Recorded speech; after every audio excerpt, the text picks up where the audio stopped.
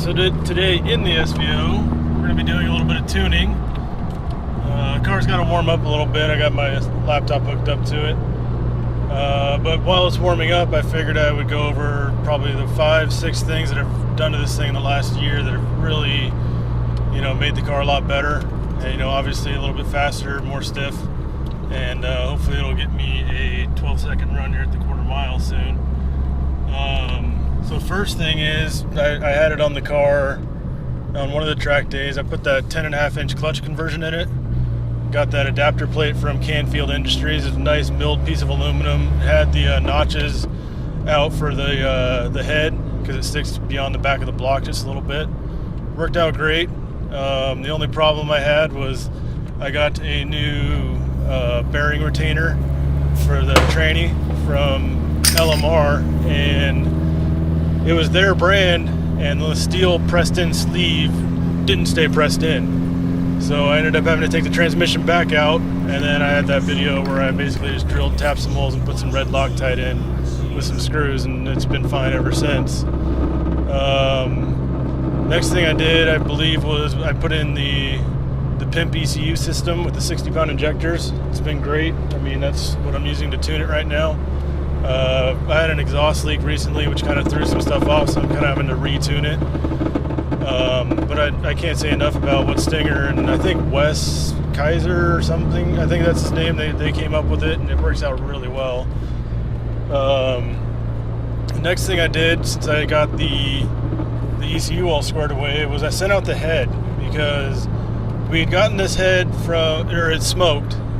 We had gotten it from some other car that we had. It was like a project car that we bought, we fixed up, got a bunch of good parts off of it, and then put the head on this car, and the thing always smoked, and it had a lot of valve train noise. And we replaced the valve seals once, and it had been on here for 2-3 years, put a bunch of miles on it. It's not like I had any major issues with it, reliability wise or anything like that. But sent it off to Beauport Performance, or Beauport Racing Heads down in California, and he finished up the porting on it. It had already had big valves in it. He was able to reuse my springs, and he basically just rebuilt the head. Sorry about that, that's an exhaust rattle. I've been trying to track that down with an air hammer. But anyway, new seals, new bearings, one of his 2.1 cams in it, and then he set up the valve pressures. He set up everything for it. I basically just had to bolt it on the car. Didn't have any issues with that. That thing is fantastic. I've definitely noticed a difference, and at the same time I ended up putting a 63 exhaust housing on the turbo. This car originally came with a 63 exhaust housing, but it had been rebuilt in the past, and they made it a water-cooled center section, but it also had the 48 exhaust housing, so it was kind of choking me off up top. Not to say I'm still not going to be limited by the turbo, but it should definitely free up some breathing room upstairs with the RPM range. Getting that old housing off is a pain in the ass. It was rusted on there, so I penetration lube for a couple days, and still took me a lot of persuasion with a hammer. And then also, once I got that all buttoned up, after that, what did I do? Let's see, we put the 8.8 rear end in it. My dad was able to source one, and he gave it to me for Christmas. It was the Turbo Coupe rear end. I did the video on that. It's a great rear end, 8.8 limited slip, 373s out of that Turbo Coupe. So at the same time, we ended up doing the upper control arms. He had the HP Motorsports Megabyte Junior lowers that were already on the car, and then he gave me the uppers, and I measured out the Heim joints, and needed Heim joints, and put new Heim joints in it. Rear end feels much more solid than it did before. At the same time, in that same video that I was talking about the rear end, I ended up putting in upper and lower torque box reinforcements. The uppers were a pain in the ass. Like, the rear end was out and it still was a pain in the ass. Lowers were a piece of cake. When I got back home, I welded the plates on the inside. I only caught my glove on fire one time, but that turned out really well. Primered them and then put everything back together. And then just yesterday, since I had that new welder that my wife got me, and thank you a lot to her, I ended up making a strut tower brace just out of some square steel and then some flat bar, and I just welded it all up and put it on the car. I haven't really noticed the difference yet, but this is one of the first times I've driven it since then. I think that's about it. I do have some Maximum Motorsport full-length subframe connectors with the seat reinforcement brace. Gonna put those on soon, but for now I need to wait for the car to get up to temperature. This thing loves to, I think it has a 160 thermostat in it, and I can't really do a whole bunch until it reaches 160 for the auto tune part of this. So I may end up pulling over and letting it warm up a little bit and then seeing what's what.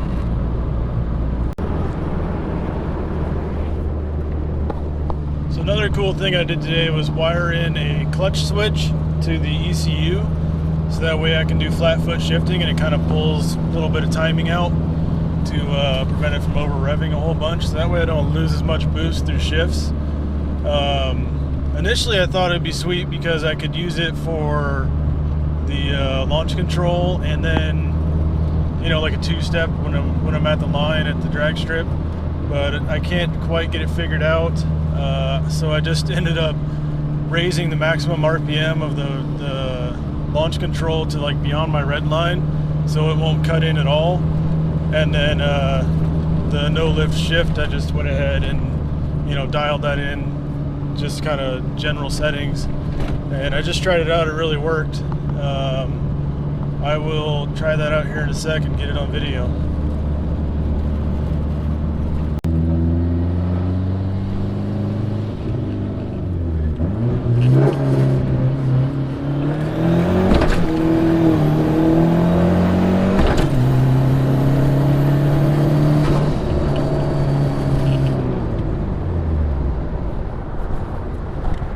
So that was a 1, 2, 3, and second gear started blowing the tires off a little bit. Not too bad. This car still doesn't have all that much power, but it's right around 300 or so. I noticed it kind of blubber when I went into third. I didn't have a data log or anything going on, but I looked at the AFR and it was like 10 and a half, so it might have just been running a little bit rich there.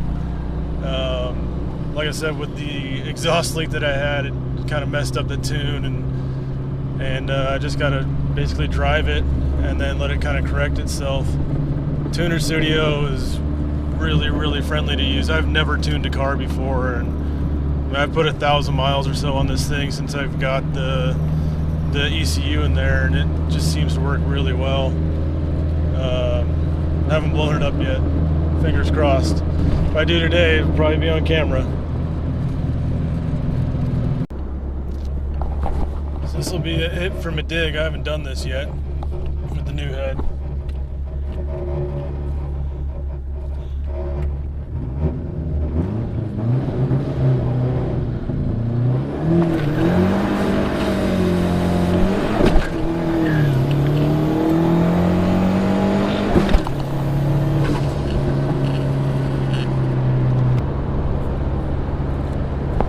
Still blubbered in third. I think I'm gonna have to data log that.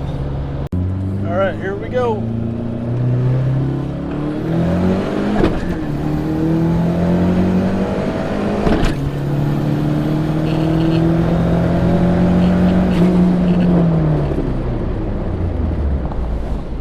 That felt a lot better. I might have just been short shifting it a little bit too much. And, I mean, I'm trying to keep an eye on the road, so not as much looking at the gauges.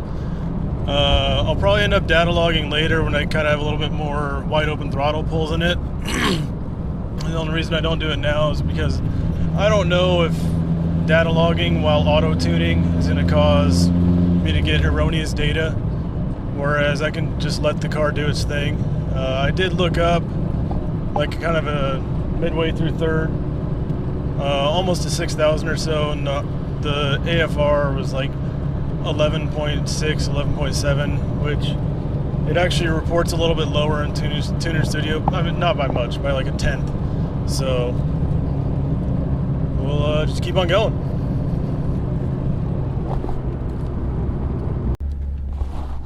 All right, so another,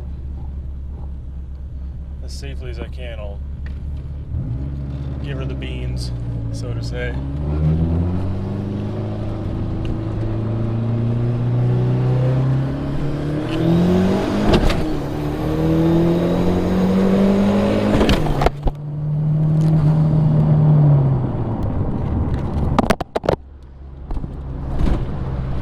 Feels pretty good. I can definitely tell a difference with that no lift shift thing. That's a lot of fun. It was pretty violent in second gear. I don't know if you saw that. I'm sure you did.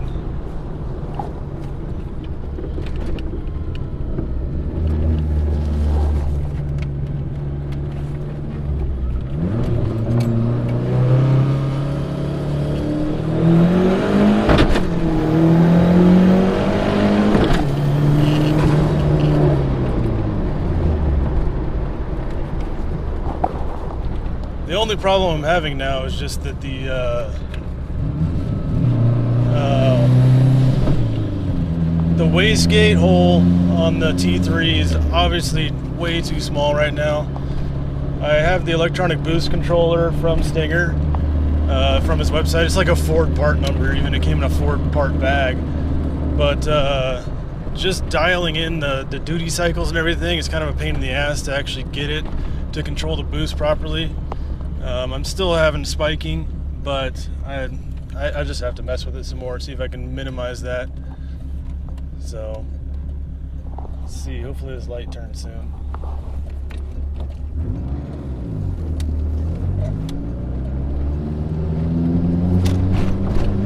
Oh, it's bumpy.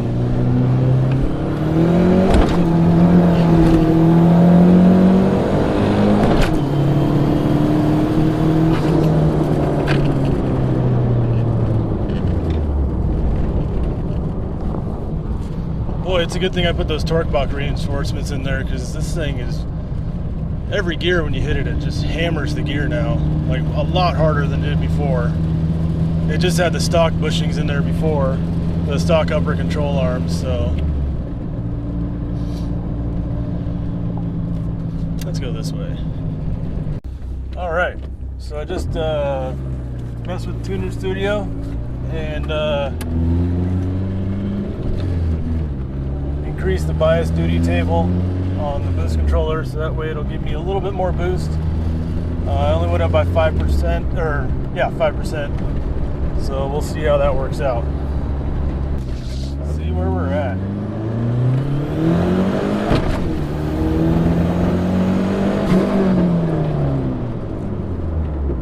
Seems a little bit higher there.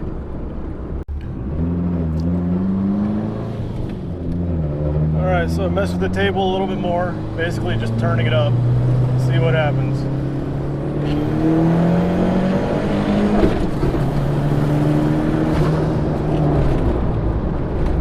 So that time I let off the gas when I shifted, and it actually made the motor hiccup a little bit.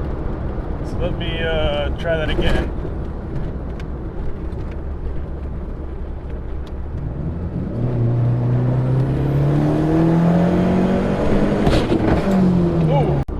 Alright, so I messed with the table again, and basically just turning it up.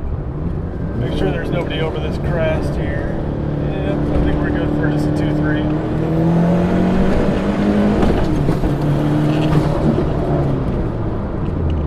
Actually, I think what's going on is I'm hitting overboost protection now. So, let me mess with something real quick. Alright, let's see if what I did worked.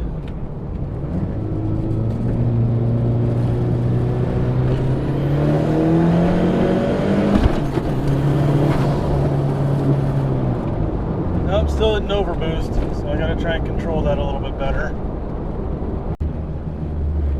Alright, so I adjusted the duty cycle again. Let's see what we get.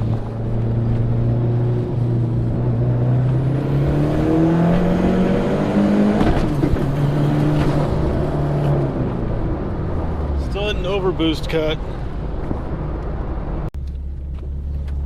So what I did there was actually just go into open loop boost control. I was in closed loop and trying to use it in setup mode, but we'll see what it does here. Try and land it a little bit easier in case it spikes like crazy.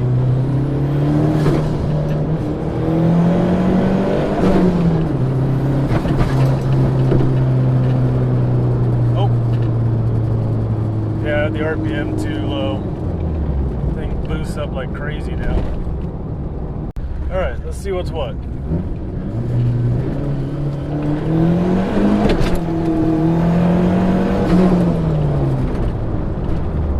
That seemed much better controlled there. Just gotta turn it up. Alright, shall we try this once again?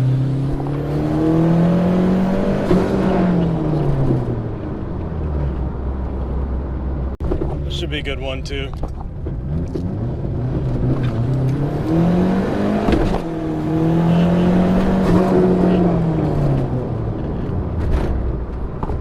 That was much better controlled. Before it was going into overboost, and I'm not exactly sure why. I was using, like I said, the open loop or the closed loop algorithm, where you I don't know all the settings. The open loop stuff is much simpler. So I think it was just, you know, me being a novice at this. So we'll just keep on going.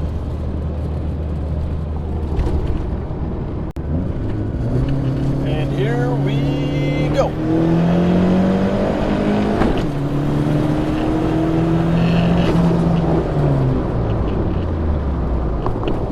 So that worked out well. The only thing I have to worry about now is that the injector duty cycle is like 100. So, yep. Keeping an eye on those AFRs, maybe getting bigger injectors.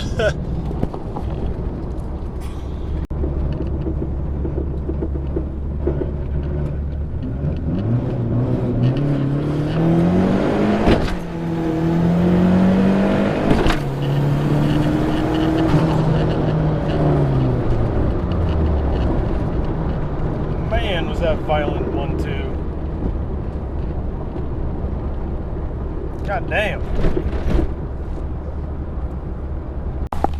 Well, it turns out party's over because I think I lost another alternator. This is the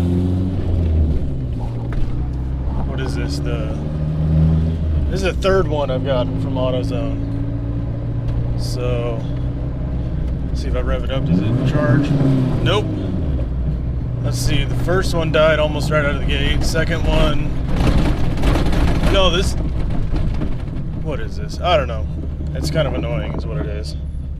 Alright, so just got back from the test drive. Like I said, the alternator died again.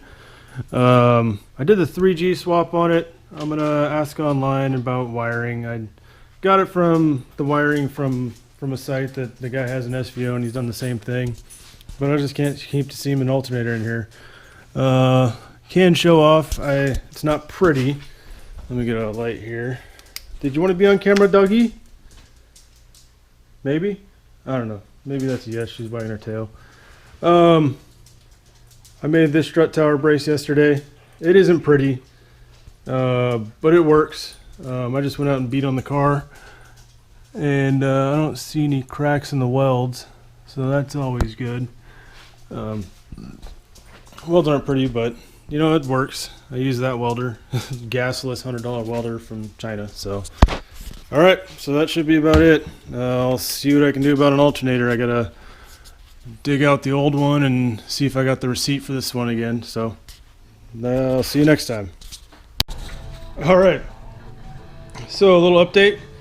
I made a noob mistake, and I don't know what I was thinking, but you see that wire down there?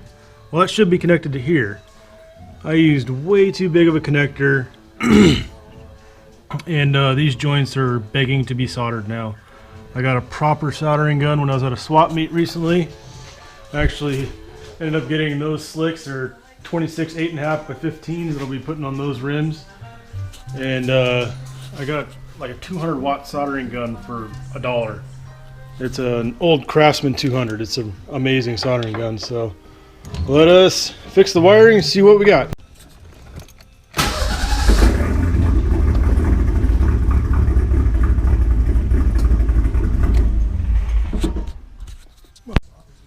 All right, here we go. Soldered new stuff on.